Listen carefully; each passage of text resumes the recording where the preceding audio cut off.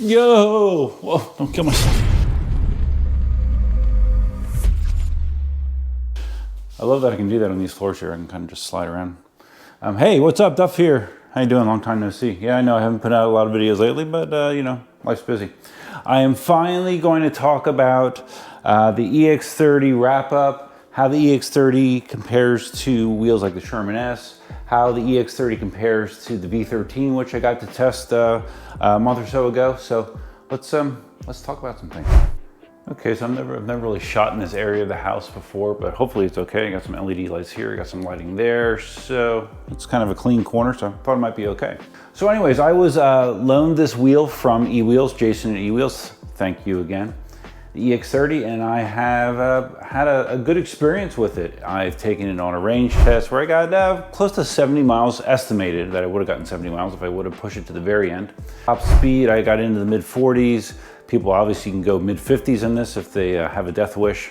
I do not, so I pushed up to the mid 40s. So I was right around the same top speed as I got on the V13. I took it into the swamp. It was very, very manageable in the swamp, more so than the V13. It just felt more controllable because of its lower center of gravity. And of course, I took it to Marco Island and ran it up and down the hill gauntlet 22 times, and I think I raised the temperature of it 10 degrees. Did I get 10 degrees out of it? Didn't work it very hard, even though I was running it for 2.5 miles constantly up and down hills. So it stays cool as well. I have had a very positive experience with the wheel. I think visually it's interesting looking, has an aggressive look, very similar to a lot of Begode wheels now. You know the extreme kind of looks like this a little bit, not quite as big.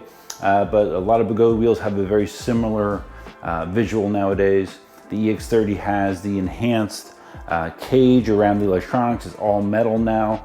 Has a very, very robust system board with MOSFETs. Everyone's seen the test where like the guy was leaning up against a wall and basically just burning the thing out, just getting it to spin on a hard surface continuously, and it survived.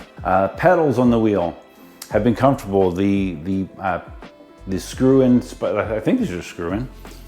Yeah, they look like screw-in spikes. Although I think that they have some EX30s that have the molded spikes. These screw-in spikes have been quite good for me, no problems whatsoever. Foot comfort, again, has been good on this wheel, even during my 70-mile range test. The display on the wheel is better than it used to be as well. It's more visible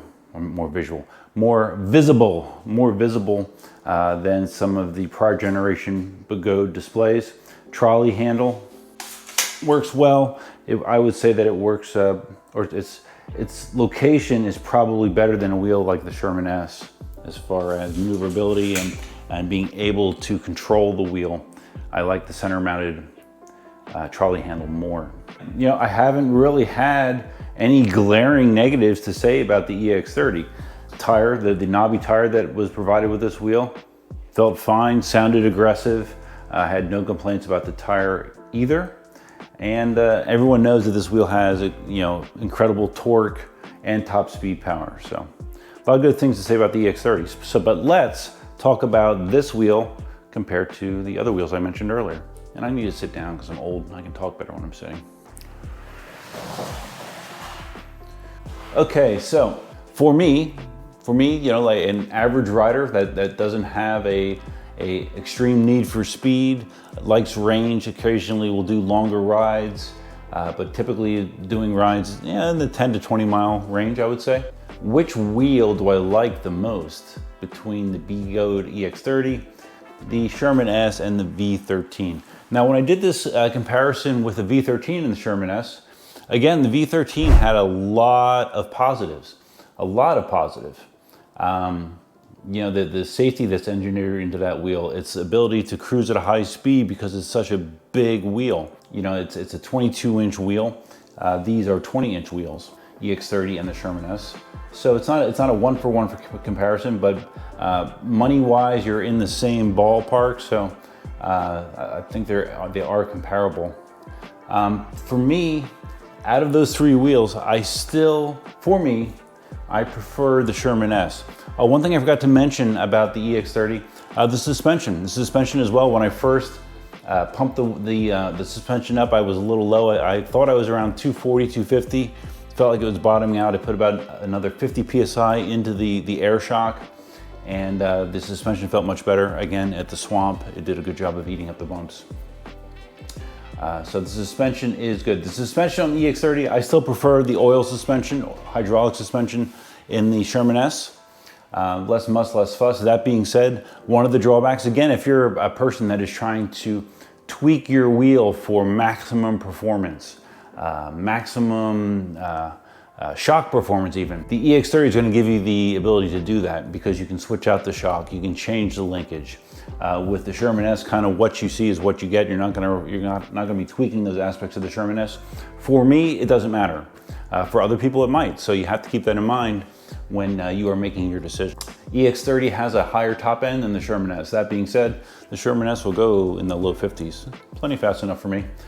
Torque-wise, the EX30 is gonna beat out the Sherman S, but not by a huge margin, but it is definitely a more powerful wheel. Fit and finish is always important to me, because to me, it kind of talks about the quality of the wheel. Out of these three wheels, I would say the V13 has the best fit and finish, and Inmotion always does a pretty incredible job with their engineering in their wheels.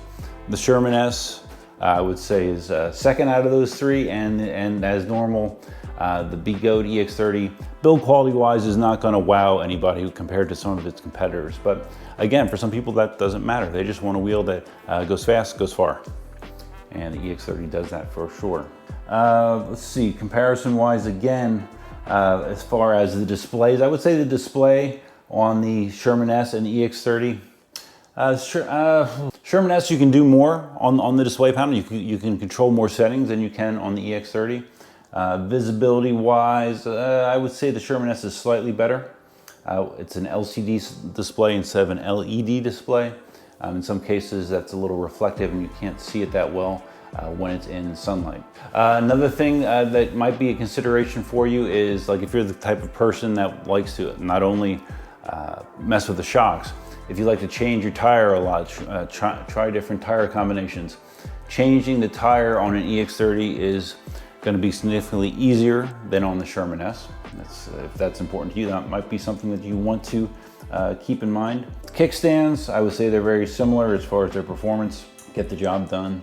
Lighting, I didn't really talk about the lighting on the EX30. Did I take it out at night? I think I did, yeah, I did take it out at night briefly. The light, this newer light that's on the EX30, it's good, it's good.